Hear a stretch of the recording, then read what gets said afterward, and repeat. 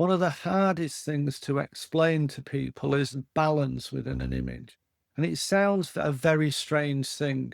If you have an elephant on the left-hand side of the image, it doesn't necessarily mean you need an elephant on the right-hand side of the image. You could have a huge wealth of negative space on the right-hand side because negative space has weight and it counterbalances the elephant. The other things we're looking for is compositional format. Lots of judges talk about rule of thirds, and you'll see that mentioned a lot.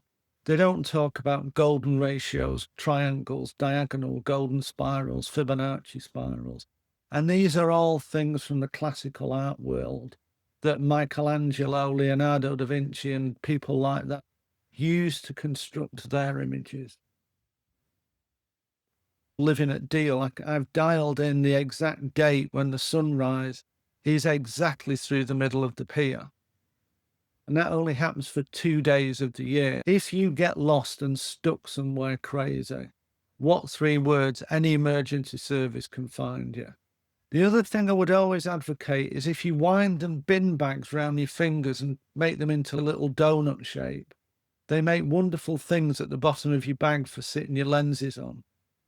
I need an f-stop that's good. I don't want a milky sea and I don't want a frozen sea. And typically I shoot at about a 60th of a second.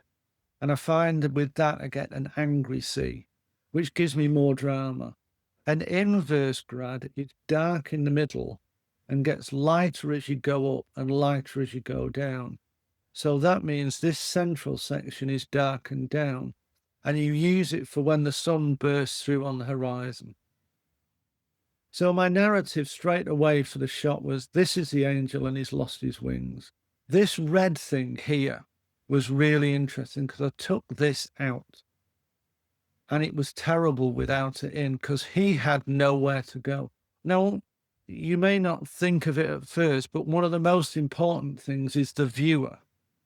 They have a personal history. They have biases. They have conscious and unconscious biases. They have an artistic eye. And they have a value of photography. You can't control any of that. But they will, you're all sat judging my images tonight. This is you.